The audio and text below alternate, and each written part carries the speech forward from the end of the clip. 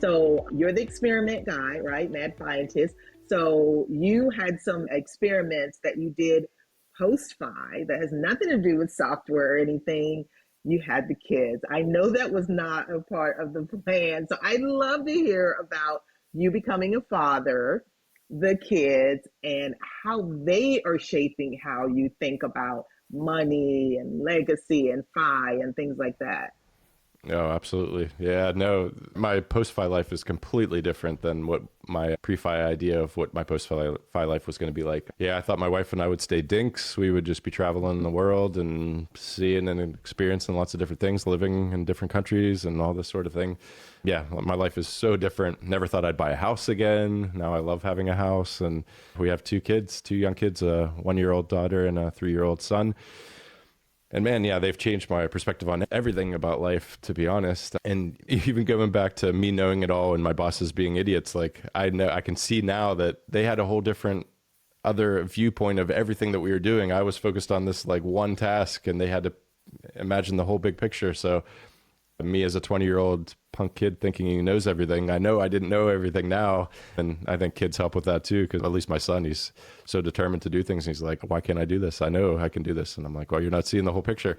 So yeah, it's been absolutely incredible. To be honest, even when we decided to have kids, I wasn't so sure. I did it more for my wife than anything, but I have loved it more than anything I've ever done in my life. And it's been the biggest, most amazing thing that I've ever done. And it's made me appreciate my past financial decisions because I've been able to just be with my kids since they were born pretty much every day. Maybe I think I slept like in a different city maybe twice. And yeah, every other day it's like waking up with them. And yeah, it's been amazing. And I'm so thankful for it. And I think that's why I took my son going off to nursery so hard, because I was so used to just spending like all day, every day with him.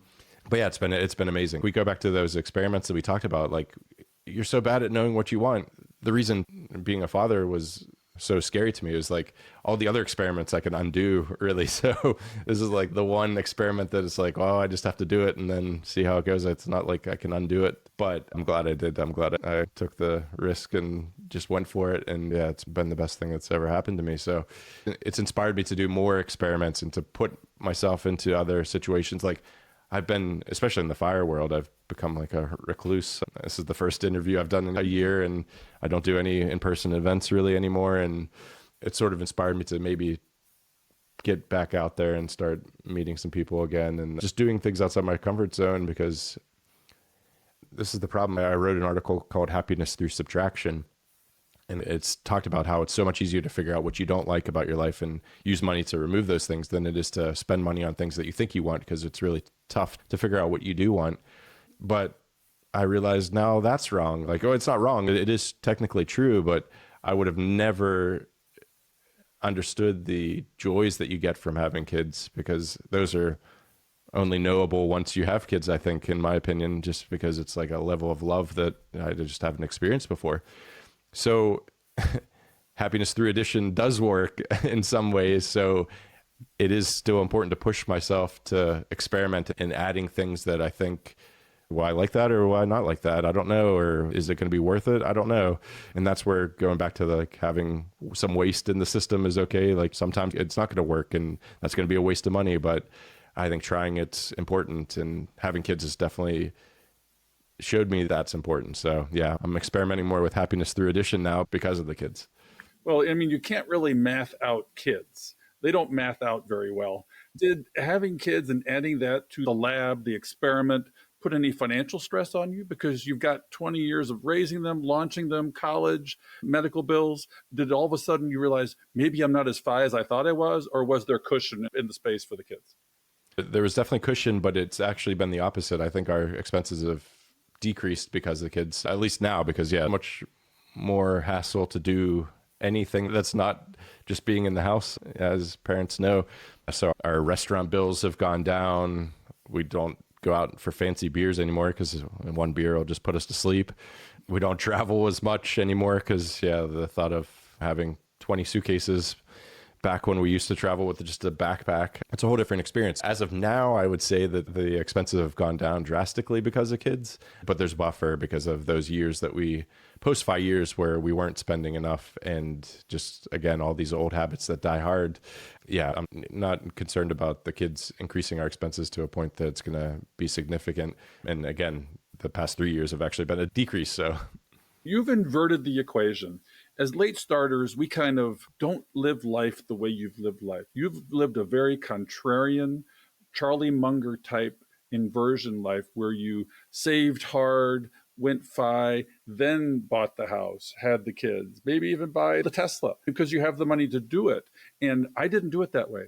I was paycheck to paycheck as a high-income professional. I woke up at 50 and I'm like, oh my God. And I had the houses, the cars, the kids, all on the front end. So you backloaded kind of the experiential side of life and front-loaded the savings kind of life. I think our late starters want to put you in their shoes. So say you didn't do this. Say you woke up at 35, 40, 45, 50. Would you approach anything differently, given that you'd had life experiences and the things and the expenses in order to get to FI in that 10, 15, 20-year time frame? What would you do as a late starter? that's a great question. Well, one, if I had kids and I was a late starter, I don't know how working parents do it, or single moms do it, or single parents. So much respect, because I'm exhausted and we have both of us here wrangling these two.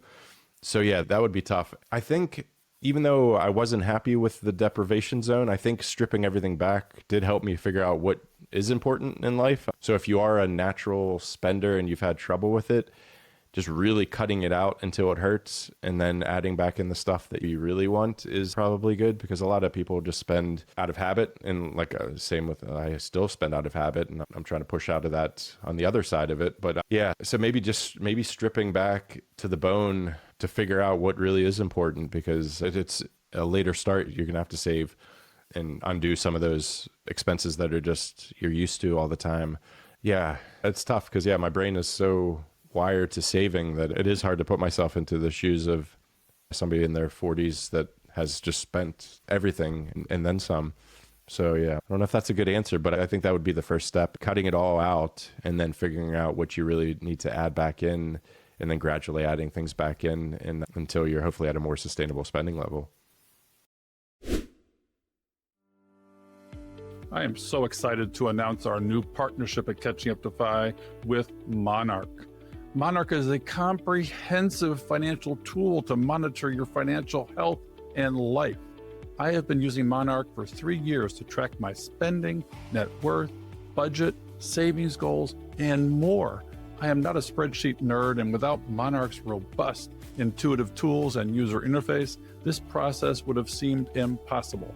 I was recently also able to seamlessly share my data with our new flat fee financial planner for a retirement readiness checkup when I turned 60. He uses Monarch with all of his clients. After our analysis, I was shocked to find out that we were financially independent 3 years before I thought we would be.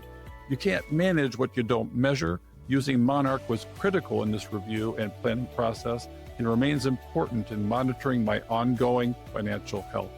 Thanks to Monarch, all of our podcast listeners and community members have access to a 50% discount off their first year subscription. Simply follow the link below and use the discount code CatchingUp50 at checkout. I am proud to say that my sons are the first to use the code to join the Monarch family. I encourage you to share this link and code with family and friends this holiday season who need or want to take back their money and grow their wealth. I cannot think of a better, more generous, or valuable gift or resolution. Happy holidays from all of us at Catching Up to FI. So, Bill, as you know, we cannot do this show without our amazing staff and the people that help us put this on. And our editor is Fritz Brazard. We love them and they keep us going. Yeah, Jackie, I mean, this show wouldn't have the quality it has without our folks, our peeps. And we'd also like to give you a few calls to action for the show. We love our community and we hope you love us back.